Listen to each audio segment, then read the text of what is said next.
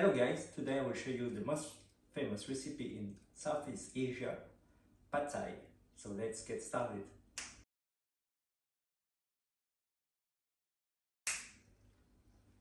Much better.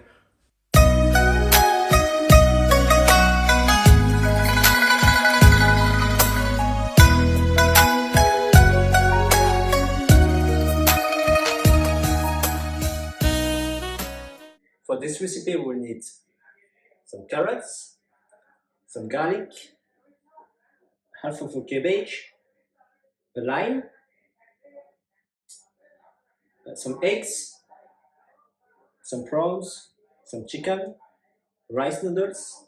For the sauce we'll need rice vinegar, fish sauce, tamarind sauce, soya, and sugar. So to help me to prepare all the ingredients, I will call my assistant to help me. So you will prepare all the garlic and the cabbage, okay? And I will do the carrots.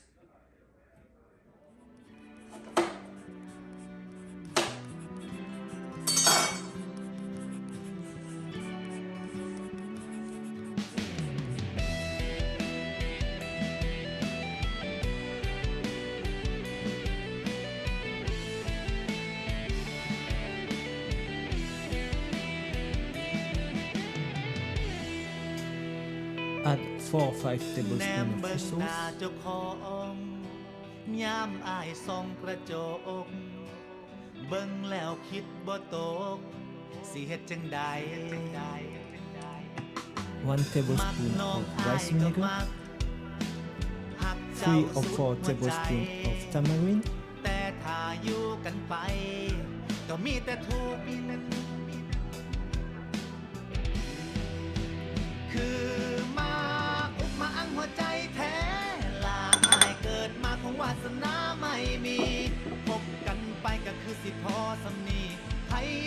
ก็ว่า 1 tablespoon of soya for the ให้ color, อายตายผู้เดียวสา 4 or 5 tablespoons of sugar, มาบ่เคยสร้างฝันมีแต่ความหวังลมๆแรงๆเฮ็ดให้เจ้าเสียใจไปวัน half of lime juice. ถ้ายังมีอายสิ่งที่ You can เจ้าฝัน also สวร add รค์คง sriracha ไปบ่ได้ if you like spicy.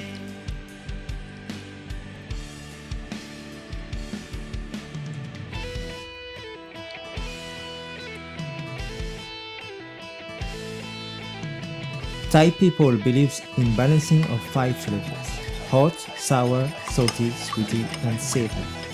also known as biryani.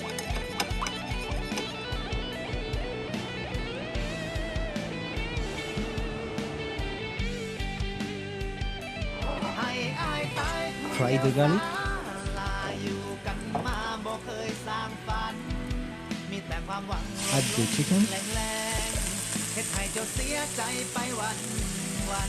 ถ้ายังมีอายสิ่งที่เจ้าฝันสวรรค์คงไปบ่ได้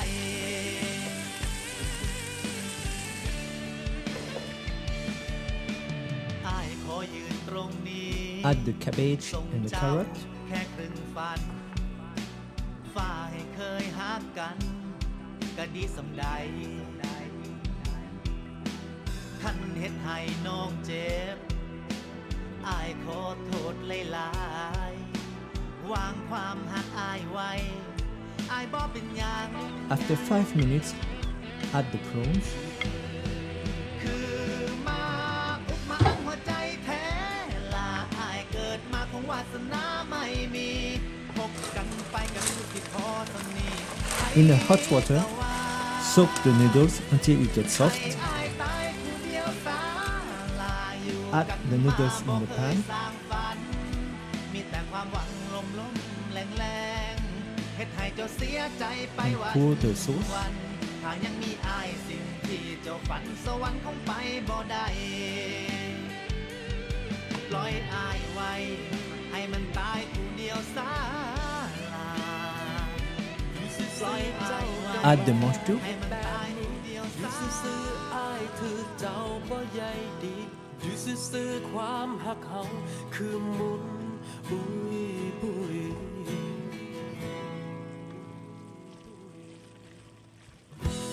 ค คันสิว่าอายเปลี่ยนไปก็บอกติ Make a space in your pan for the คน eggs. ที่ดีคันสิว่าเพิ่นนั้นดีกว่าอายทุกอย่างอายก็บ่ได้เคืองคันเจ้าสิจากนี้แต่ขออย่าเป็นจังซี่ก่อนเจ้าสิไปซอยบอกความในให้อายได้หูจักปากท้องก่อนบ่ได้พบได้พออีกแล้ว When the eggs are fried, mix all the things เกิด together. ขึ้นย้อนเจ้าเงาเจ้าจอบมีภัยหรือมันความห่างไกลคือเป็นลายตาอายละเลยอายเคยเฮ็ดหยัง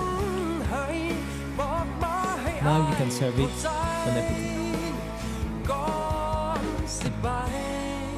อยากได้ยินจากคนเคยหักกัน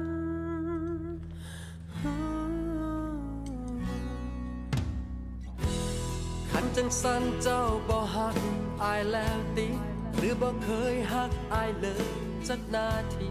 บ่เคยเห็นค่าความดีที่มี